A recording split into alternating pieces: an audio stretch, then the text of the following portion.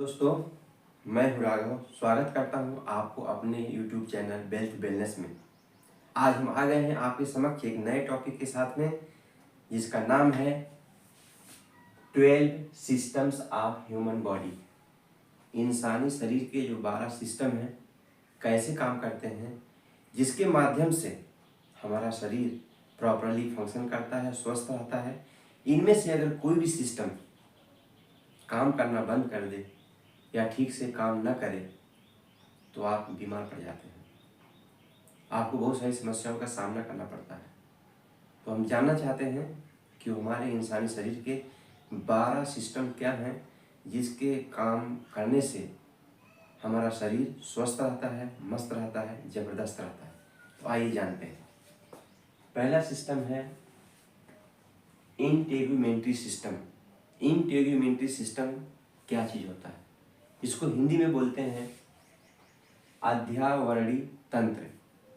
अध्यावरणी तंत्र ये हमारे शरीर के बाहर का तंत्र होता है। इसका काम क्या होता है? Outer most layer for protection. जो हमारी शरीर की जो स्किन होती है, जो सबसे बाहरी परत होती है, जो हमें बाहरी चीज़ों से जैसे धूप से, बीमारियों से, बैक्टीरिया से, वायरस से, तमाम सारे और सब बेकार चीज़ों से हमारी रक्षा करती है। इसका काम होता है हमारे बॉडी को प्रोटेक्ट करना। हमारे बॉडी को प्रोटेक्ट करना इसका मेन उद्देश्य है। और इसका क्या काम है? Regulates the body temperature. हमारे शरीर का जो तापमान है उसको रेगुलेट करता है इंटेगुमेंट्री सिस्टम। अगर ये हमारा स्किन ना हो, जो लोग एल्यूमिनियम होते हैं, जिनकी स्किन बहुत पतली होती है, आप देखते हैं वो लोग धूप को नहीं फेस कर पाते, बारिश को नहीं फेस कर पाते, बहुत ज़्यादा सर्दी को नहीं फेस कर पाते। लेकिन यही एक सिस्टम है जो हमारी स्किन के ऊपर हमें तमाम सारी अल्ट्रावायलेट रेज या तमाम सारे और चीज़ों से रक्षा करता है। इसका मेन काम है अपने बॉडी के टेम्परेचर को मेंटेन करना, और इसका काम है आपको बाहरी चीज़ों से प्रोटेक्शन देना। इसमें इन्वॉल्व क्या क्या चीज़ें होती हैं?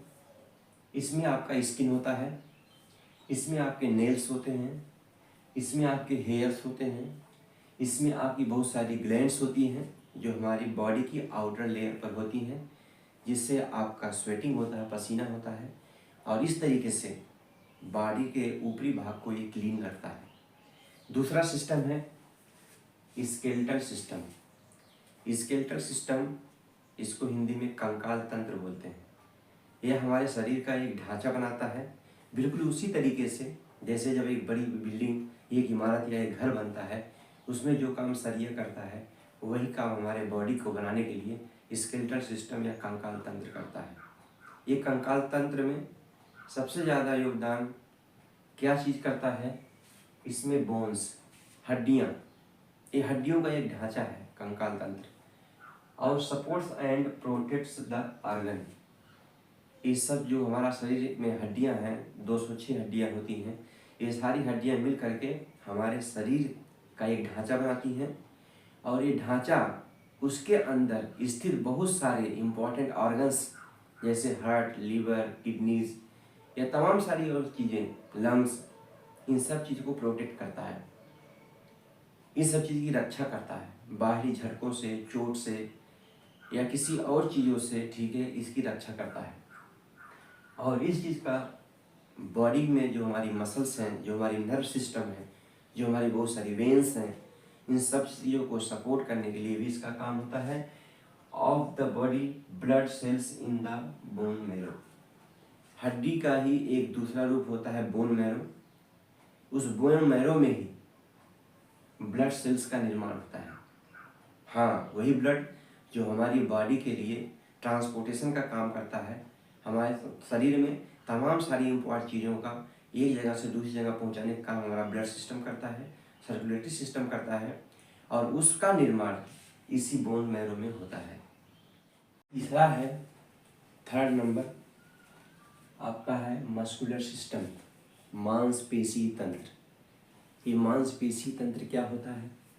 इसको अगर जानना आप चाहते हैं तो number 1, movement of the body contracting and relaxing. जो मांसपेशी तंत्र होता है ये कंट्रैक्ट करता है, रिलैक्स करता है, उसके माध्यम से हमारे बॉडी का मूवमेंट होता है।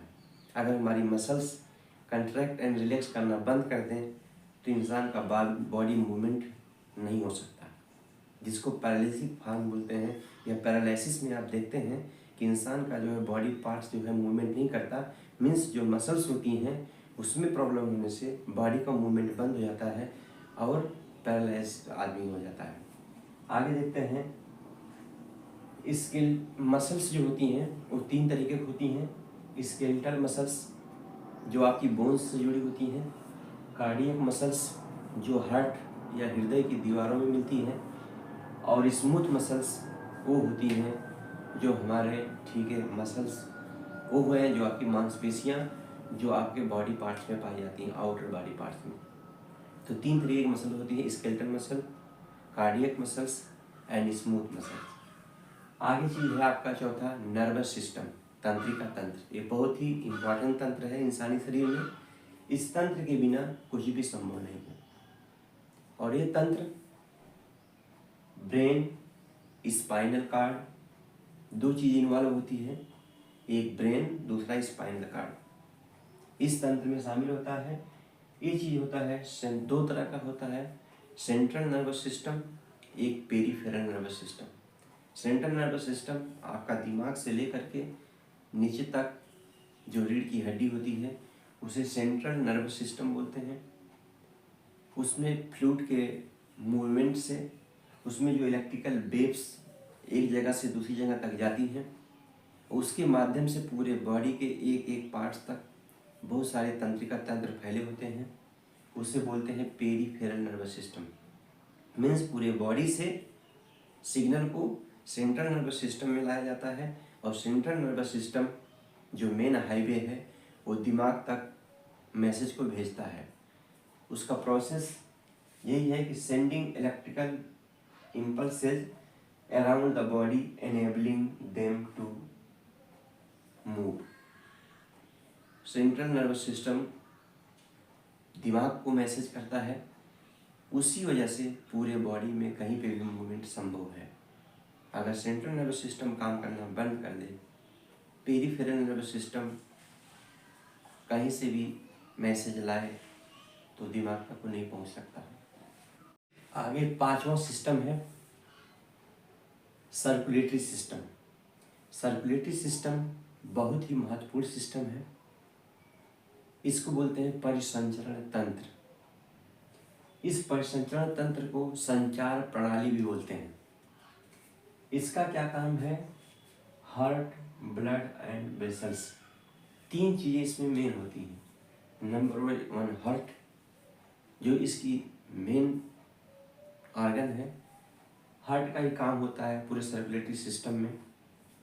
ब्लड, और तीसरा चीज़ है वेसल्स, पाइप या लाइनें, आर्टरीज, वेन्स एंड कैपिलरीज।